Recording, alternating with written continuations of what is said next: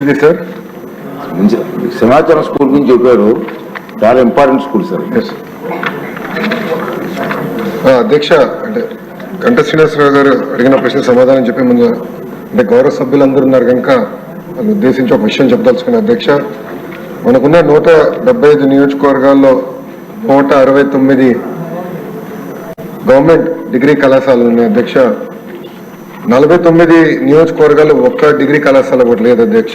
91 నియోజకవర్గాలు కనీసం ఒకటి ఉంది అధ్యక్ష.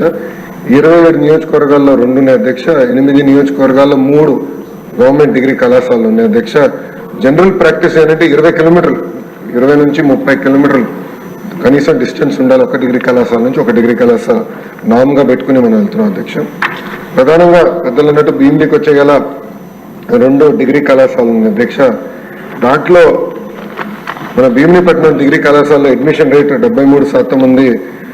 దగ్గరపు వలసలో వచ్చేసి కేవలం 36% ఉంది అధ్యక్ష. ఇది ప్రధానమైన కన్సర్న్. ఇది ఎందుకు చెప్తున్నానంటే అధ్యక్ష, ఇక్కడనే కాదు ఆంధ్ర రాష్ట్ర వ్యాప్తంగా కూడా చూస్తే డిగ్రీ కళాశాలలో అడ్మిషన్స్ రేట్ యావరేజ్ గా 50% కూడా దాటట్లేదు.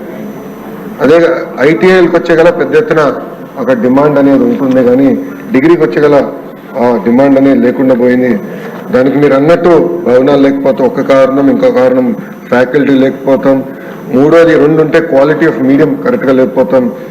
ఇక్కడ ఎవరైతే చదువుకుంటున్నారో వాళ్ళ తర్వాత ఉద్యోగాలు ఉపాధికి వెళ్ళినప్పుడు సరిగా రికగ్నైజ్ కాకపోవడం వల్ల కొంత ఇబ్బందులు అనేది ఎదుర్కొంటం జరుగుతుంది. సో ఇది ఎట్లా ఇండస్ట్రీ ఫోకస్డ్గా, ఇండస్ట్రీ సెంట్రిక్గా ఎలా చేయాలనే లక్ష్యంగా మన ప్రభుత్వం పనిచేస్తుందని గౌరవ సభ్యులకు తెలుపుతున్న అధ్యక్ష, గవర్నమెంట్ జూనియర్ కళాశాలకు వచ్చే గల మధురవాడలో ఆల్రెడీ ఒక కళ ఉంది అధ్యక్ష. కళాశాల ఫస్ట్ ఇయర్ 128 మంది విద్యార్థులు ఉన్నారు. సెకండ్ ఇయర్ 84, 2 కలిపితే 212 మంది విద్యార్థులు ఉన్నారు అధ్యక్ష.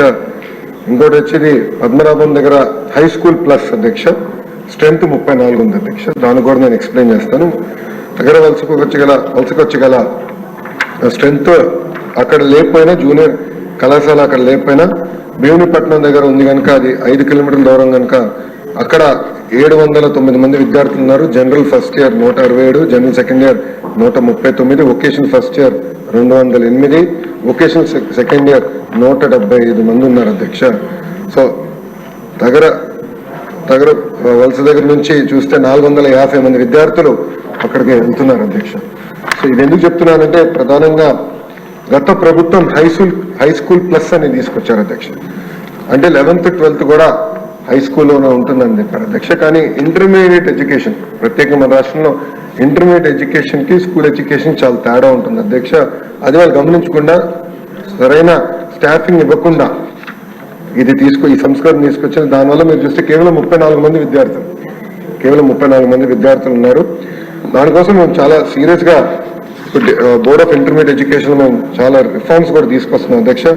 మీరు చూస్తే గత ప్రభుత్వం టెక్స్ట్ బుక్స్ కూడా ఇవ్వలేదు అధ్యక్ష. ఇంటర్మీడియట్ విద్యార్థులకు గత ప్రభుత్వం టెక్స్ట్ బుక్స్ కూడా ఇవ్వలేదు అధ్యక్ష.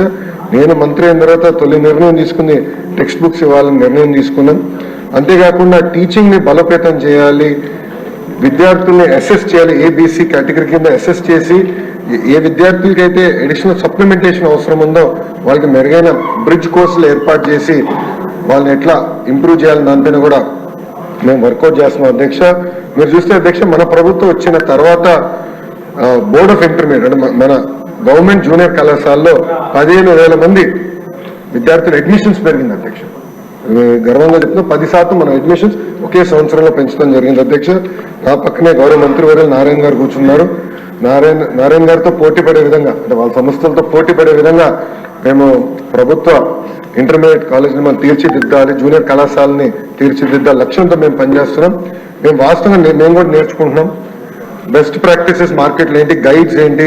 ఇన్ఫాక్ట్ మంత్రి గారిని స్వయంగా నేను అడుగుతాం జరిగింది, మీరు ఇన్పుట్లు ఇవ్వండి, మేము మోడర్నైజ్ చేయాలనుకుంటున్నాం, సరైన మెటీరియల్ ఇవ్వాలనుకుంటున్నాం. అంటే గౌరవ మంత్రి గారు కూడా నిన్న మాకు ఒక వర్క్ షాప్ పెడితే గౌరవ మంత్రి గారు ముఖ్య అతిథిగా వచ్చి కొన్ని సలహాలు సూచనలు కూడా మాకు ఇష్టం జరిగింది. ప్రధానంగా ఇంటర్కి వచ్చి గల కేవలం 2 సంవత్సరాలే కాదు, 9వ తరగతి నుంచి మీరు కార్యక్రమం మొదలు పెడితే బాగుంటుందని గౌరవ మంత్రి గారు కూడా నన్ను కోరటం జరిగింది. అంటే ఓరియంటేషన్ ట్రైనింగ్ చేస్తే బాగుంటుందని కోరటం జరిగింది.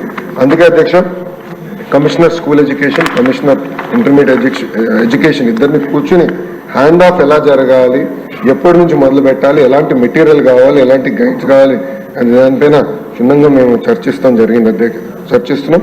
కానీ త్వరలోనే మేము అమలు చేస్తామని ఈ సభాముఖం మీకు హామీ ఇస్తున్నాను అధ్యక్ష. మన గంటా శ్రీనివాస్ గారు చెప్పినట్లు బిల్డింగ్స్, ఫ్యాకల్టీ, అదేవిధంగా రెసిడెన్షియల్ కళాశాల ద్వారా స్పీకర్ గారు కూడా నా దృష్టికి తీసుకొచ్చారు. దాన్ని చాలా సీరియస్ గా తీసుకుంటున్నాను అధ్యక్ష. నా ఆలోచన ఏంటంటే ఒక డాష్ బోర్డ్ ఏర్పాటు చేసి స్కూల్స్ అన్ని ఒక ర్యాంకింగ్ మెకానిజం పెడదాం. ఏ కేటగిరీ స్కూల్స్ ఏంటి, B category, C category, D category schools ఏంటి. సో డి కేటగిరీ స్కూల్స్ ని సి కేటగిరీ తీసుకురావాలి, సి కేటగిరీ స్కూల్స్ ని బి కేటగిరీ తీసుకురావాలి. ఇన్ఫ్రాస్ట్రక్చర్ ఒక భాగం అవుతే ఉపాధ్యాయులు అంటే ఎంతమంది ఉపాధ్యాయులు ఉన్నారు అది రెండో భాగం. మూడో భాగం అవుట్కమ్ ఏంటి అంటే ఫండమెంటల్ లెర్నింగ్ అవుట్కమ్స్ ఎంతవరకు ఉన్నాయి, పిల్లలు ఎంతవరకు పర్ఫామ్ చేయగలుగుతున్నారు, దానిపైన కూడా క్షుణ్ణంగా మేము అది టెస్ట్ కూడా ఏర్పాటు చేసి అది ట్రాన్స్పరెంట్ గా అటు పక్కన ఉపాధ్యాయులకి, ఇంకో పక్కన విద్యార్థులు తల్లిదండ్రులు కూడా తెలియజేయాలని లక్ష్యంతో మేము పనిచేస్తున్నాం అధ్యక్ష. ఈ సభాముఖంగా గౌరవ సభ్యులు కూడా మేము కోరుతున్నాం అధ్యక్ష. డిసెంబర్ మొదటి వారంలో మెగా పీటీఎం ఏర్పాటు చేస్తున్నాం. గౌరవ సభ్యులందరూ దాంట్లో పాల్గొవాలని ఈ సభాముఖం కోరుతున్నాం అధ్యక్ష. అంతేకాకుండా గౌరవ సభ్యులు కూడా నేను నోటు పంపిస్తాను అధ్యక్ష. ప్రతి సభ్యుడు కంపల్సరిగా ప్రభుత్వ పాఠశాలలకి నెలకి నీ పాఠశాల వెళ్ళి మాకు ఒక రిపోర్ట్ ఇస్తే ఆ రిపోర్ట్ చూసి మార్పులు చేర్పులు ఏం చేయాలి అనే దానికి నాకు ఫీడ్బ్యాక్ ఇస్తుంది అధ్యక్ష. ఎందుకంటే నేను ఒక్కరిని అన్ని ప్రభుత్వ పాఠశాలలు తిరగలేను. గౌరవ సభ్యులు ఒక 5 సంవత్సరాల్లో అన్ని ప్రభుత్వ పాఠశాలలు మీ కింద ఉన్న అన్ని ప్రభుత్వ పాఠశాలలు ఒక రౌండ్ కానీ వేయగలిగితే మీకు అవగాహన వస్తుంది, నాకు కూడా మీ రిపోర్ట్ల ద్వారా ఏం చేస్తే బాగుంటుందని కూడా నాకు కూడా తెలుస్తుంది అధ్యక్ష. దయచేసి ఇది గౌరవ సభ్యులు కూడా సీరియస్ గా తీసుకోవాలని ఈ సభాముఖంగా కోరుకుంటా. ఆ నోట్ త్వరలోనే గౌరవ సభ్యులకి నేను డైరెక్ట్ గా పంపిస్తాను.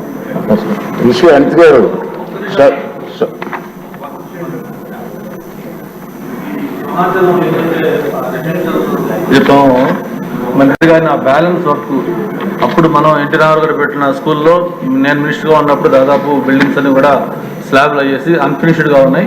ఈ 5 ఏళ్లలో దాన్ని కొంచెం కూడా టచ్ చేయలేదు. దానికి 5 కోట్లు ఇస్తే ఆ బిల్డింగ్స్ కంప్లీట్ యూటిలైజ్ చేసినాం. అలాగే తగరపాలెం డిగ్రీ కాలేజీ కేజీబీ స్కూల్లో టెంపరీగా రన్ అవుతుంది. వాళ్ళు కాలేజీ నోటీసులు ఇచ్చారు, దాన్ని కూడా ఒకసారి ఆల్టర్నేటివ్గా మనం చూసుకోవాలి. త్వరలోనే నేను ఎతికే ఆల్టర్నేట్ అకామిడేషన్ క్రియేట్ చేస్తాను అధ్యక్ష. అప్పటి వరకు కంటిన్యూ చేస్తాను అధ్యక్ష. నేను అధికారులు కూడా చెప్తాను.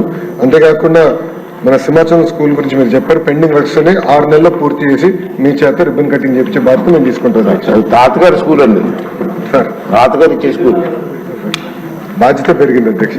జాగ్రత్తగా చేస్తాను. అమ్మ అనిత గారు సభ్యులు క్వశ్చన్ విత్డ్రా చేసుకున్నారు.